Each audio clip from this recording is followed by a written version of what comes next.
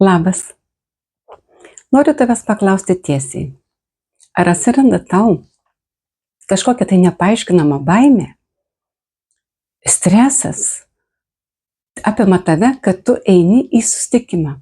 Į susitikimą, galbūt su mergina, galbūt su vaikinu. Ar tu esi patyręs tokį jausmą? Papasakosiu tau vieną istoriją apie vaikiną, kuris atėjo konsultacijai. Jisai sakė, kad kiek kartų beeitų į susitikimą su merginomis, tiek kartų jam tai baigėsi, nekaip. Rezultatas visą laiką tas pats, nes jokių santykių nepavyksta užmegzti ilgesniam laikui.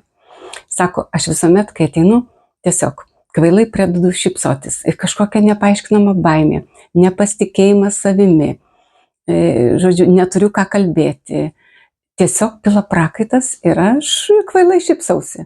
Ir po to po vieno kito susitikimo istorija ir baigėsi. Taigi, ar tau teko tai patirti? Galbūt tavo pažįstamiems ar draugams tai yra atsitikę. Galbūt, tokia situacija yra kartojasi arba tu ją žinai. Tai aš norėčiau pasakyti, kad galima tai išspręsti. Suradus būtent pirminę priežastį to vaikino, o istorija buvo jo tokia, kad kai jis buvo mažas, 7 metų, su tėvais jisai ilsėjosi prie jūros. Jis buvo labai judrus vaikas, bėgiojo ir užkliudė, stovinčią vandenyje savo sesę jaunesnę, ją pargriovė tiesiai į bangas. Tai gerai, kad mama pamatė ir viskas baigėsi geruoju. Bet tuo metu mama labai supyko. Jinai tiesiog apšaukė savo sūnų, išvadino jį nerangi, meška, žioplytų ir kad daugiau man nesiartintum, neeitum prie sesers. Ir štai būtent šita frazė, jinai yra raktinė frazė, nuo kurios formuojasi neigiamos programos mūsų gyvenime, kažkada jos pradeda veikti. Taigi tam vaikinui taip ir buvo. Žodžiu, šita frazė, kurią jis prisiminė, kuriam iškilo jo mintise ir buvo jo raktinė frazė. Ir einant į paiešką, būtent jinai buvo surasta ir galima ją atidirbti. Kai ją atidirbi, žodžiu, ta iš tikrųjų problema kaip ir iš gyvenimo jinai išeina. O kaip tai pasiekti, jeigu taip tau yra arba tavo draugams, tai noriu pasakyti ir tave supažindinti su labai nauja mokslinė metodika, kuri buvo patvirtinta 2021 metais. Tai yra darbas su pasąmonė, su negatyviomis programomis. Ir šio metodo autorius Stanislovas Losovas ir jis vadinasi biologinis metodas. Arba dar ir ilgiau pavadinimas yra mokslinis, tai žmogaus trauminių patirčių analogizavimo samprata. Du žodžiai, kaip aš sakau, yra labai aiškus trauminė patirtis, reiškia patirta trauminė patirtis. Jinai patiriama iš tikrųjų tada, kai mes pamatome kažkokį tai įvykį, kuris labai mums nepatinka, labai galbūt yra baisus, arba tiesiog tie santykiai su kažkokiu žmogumi išgirsti iš jo lūpų, tie žodžiai mums labai įsirašo į mūsų širdį. O jie būna pasakyti su dideliu jausmu. Būtent šiaip pasakyti juokais mažai kada užsifiksuoja. O jeigu tai pasakyta iš širdies ir jeigu tai pasakyta su didžiuliu pykčiu tą sekundę, su didžiuliu tokia baime perdodant, nepasitikėjimą, baimę ir pyktį, tai tas, kaip šiuo metu tas vaikinas, būdamas mažas vaikas, jis tai ir priėmė. Ta tiesiog didžiulė motinos šiuo metu jam mesta frazė. Ir ta energija, ta žodžio frazė turi savo dažnį, savo bangų skleidžiamą dažnį. Taigi jis tiesiog ją priėmė į jo kūną, jis priėmė tą baimę, priėmė tą nepasitikėjimą ir jisai dabar užaugęs, jisai tiesiog tai išgyveno.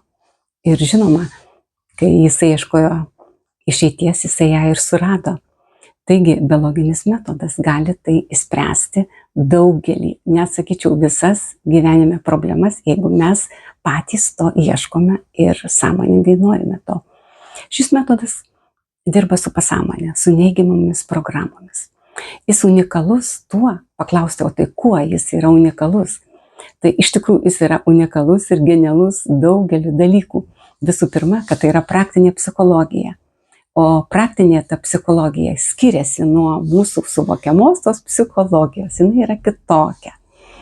Tai metodas šis ypatingas, kaip sakiau, kuo pasakysiu, kad visuomet jis ieško pirminės priežasties.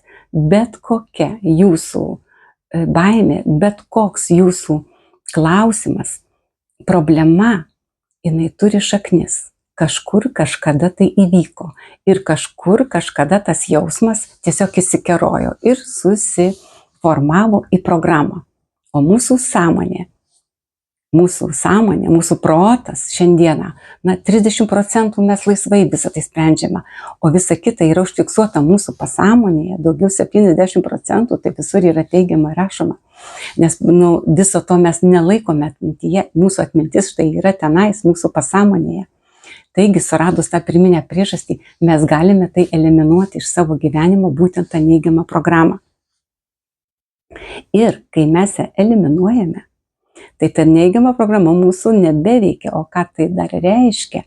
Tai reiškia, kad mes, būdami strese, būdami, tiesiog šiandieną tame nepasitenkinime, toje kančioje galbūt, ar depresijoje, mes tiesiog verdame tam tikrame minčių sūkuryje ir mes išeikvojame savo energiją.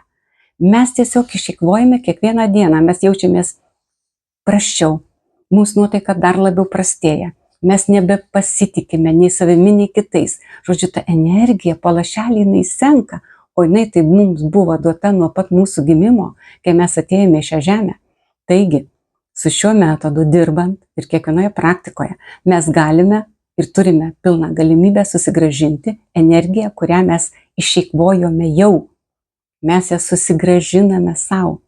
Dienos ar kitos bėgyje, žodžiu, vyksta transformacija ir neigiama energija virsta į teigiamą. Mes ją pasiėmę į savo fizinį kūną, transformuojame. Nes šis metodas, ši praktinė psichologija, jinai transformuoja realybę. Tai tiesiog realybė tampa kitokia. Ir mes daug kartų galime jaustis sveikesni ir išlikti jaunystėje jaunesni, būtent kada? Kai esame tam tikros psichinės būsenos. Jeigu mūsų psichinė būsena visuomet yra stresas, tai kaip ir sakiau, energija kur eina, tiesiog į orą, ar ne, eina. O būtent norint būti ir jaunais, ir sveikais, ir sėkmingais, mes turėtume išmokti, kas tai yra tos mintys, kokią jos galią turi mums, kaip mes jas galime valdyti. Juk 21 amžius, technologijų amžius, kiek išrasta naujų technologijų, kurios tiesioginė prasme gali rauti stogą, ar ne? Kokie dronai skraido, dirbtinis intelektas bėgioja. Tai žmogus visą tai irgi sukūrė. Ir reiškia, mes galime tai su savo valia, su savo protu, savo jėga, sąmoningumu žinoti, ko mes ieškome ir ką mes galime. O mes galime viską, žinokit. Mes tikrai galime savo padėti. Galime savo padėti. Todėl kviečiu tave, jeigu tu, kaip ir tas vaikinas, išgyveni stresą santykiuose, būtent santykiuose su kažkuo tai, o galbūt turi kitą problemą, arba žinai, kam tu gali padėti, tai kviečiu tave prenumeruoti šį kanalą. O aš esu Angelė Sederevičienė, esu konsultantė šio biologinio metodo Lietuvoje. Esu lektorė, esu korespondentė, esu parapsichologė, ir galėčiau vardinti daugiau. Tiesiog draugai mane dar vadina Angelu. Taigi aš tave kviečiu, prenumeruoti šį kanalą ir tu sužinosi daug labai naudingų tau klausimų, tu galėsi čia įsispręsti, nes toliau kitose video aš aiškinsiu tiesiog keletą praktikų, galbūt vieną, kitą, galbūt net 10 kitų praktikų, nes manyčiau, kad tikrai žmonėms tai yra naudinga. Ir aš tiesiog nešu šią žinią jums, mėlyjei, kad jūs galėtumėt naudotis naujomis žiniomis, kurios šiame 21 amžiuje taip pat labai spėriai ir galingai eina į priekį, nes visą tai gali žmogus, kuria žmogus ir jis pats gali jomis naudotis. Mes esam savininkai visa ko šioje žemėje, tą, ką sukuriame mes patys, o gyvenimą mes kuriame patys. Paklauskite savęs, Dažniausiai tai retorinis yra klausimas, kur yra pragaras ir rojus? Mėlyjeji, kur? Taigi mūsų viduje yra visa. Tai ir natūralu, taip ir turi būti, bet tik tais balansas, ta harmonija, štai čia esmė, kad nebūtume tik vienoje pusėje arba tik kitoje. Reikalingas balansas. Taigi prenumeruokite šį kanalą ir aš papasakosiu apie kitas šio metodo, biologinio metodo praktikas, kuriomis tu galėsi naudotis ir savo pagelbėti, arba tiesiog tą žinią perduoti savo draugams. Taigi kviečiu, prenumeruokite.